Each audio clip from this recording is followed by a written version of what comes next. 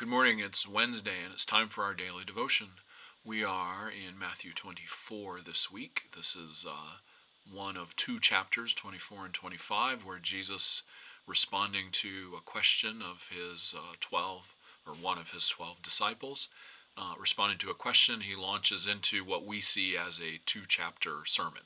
And in the context of Matthew, we can see this as kind of some last deep teachings for the disciples on a couple of matters, particularly their expectations about the end, the coming Messiah, and how all that stuff looks,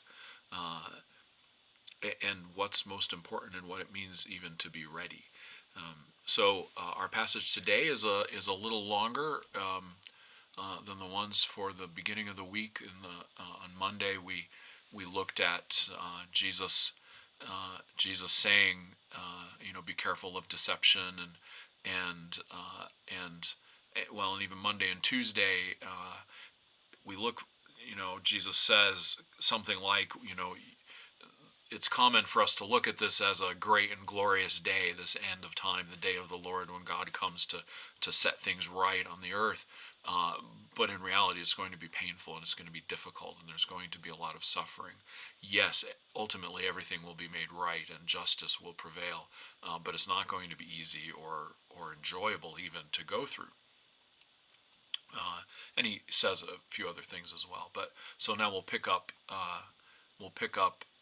in verse 29.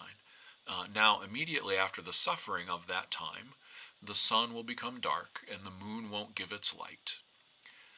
The stars will fall from the sky, and the planets and other heavenly bodies will be shaken. Then the sign of the human one will appear in the sky.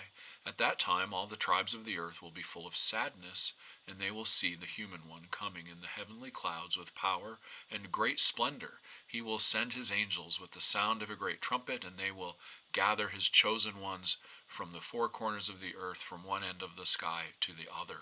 That's the end of verse 31. So you see it in this shorter section of it, right?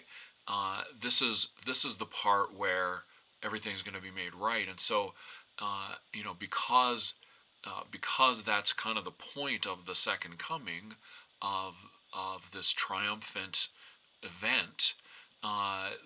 Those who would be opposed to justice, to God's rule, are going to be full of sadness when they see and those people were right.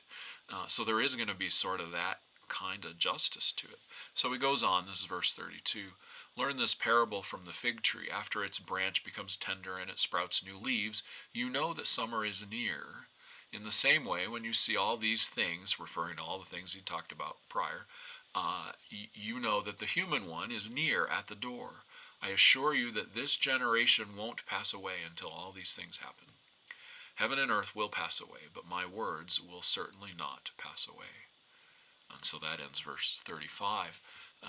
And we look at that and we hear this generation won't pass away, and we scratch our heads, right?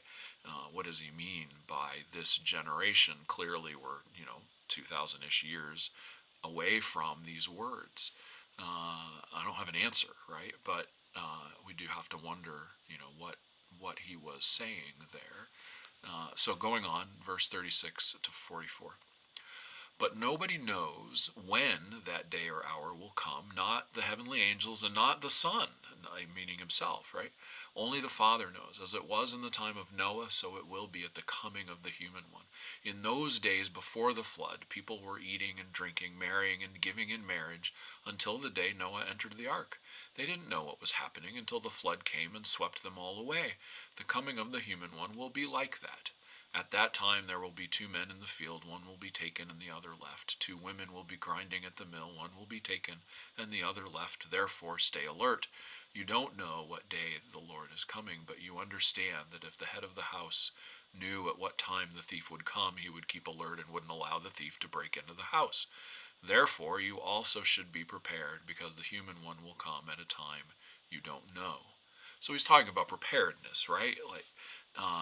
And so live your lives, is how I see basically what he's saying. Live your lives as if I'm coming back tomorrow or today.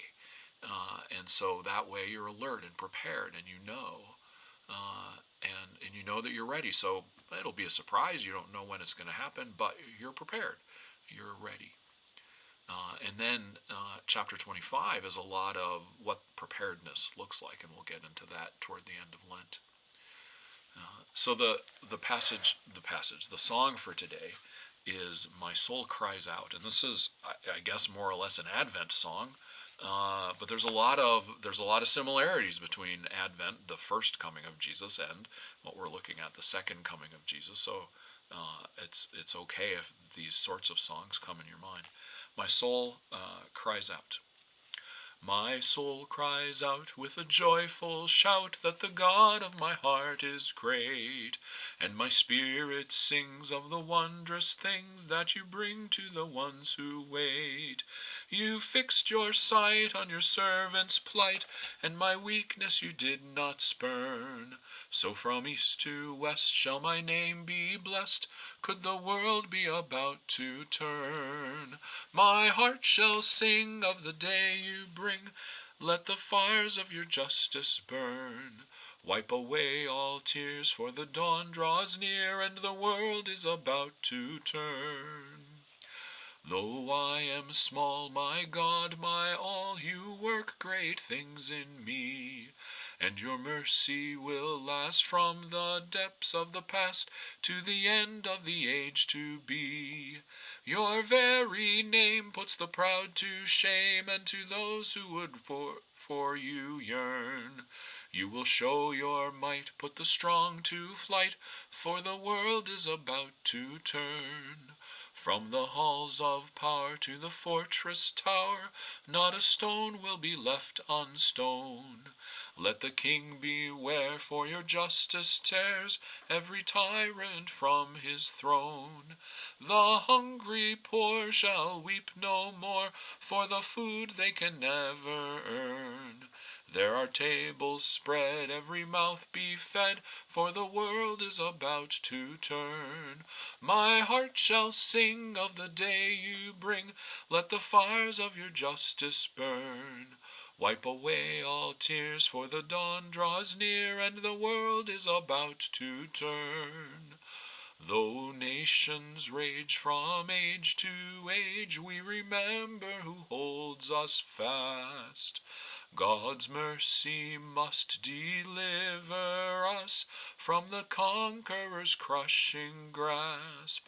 This saving word that our forebears heard is the promise which holds us bound, till the spear and rod can be crushed by God, who is turning the world around.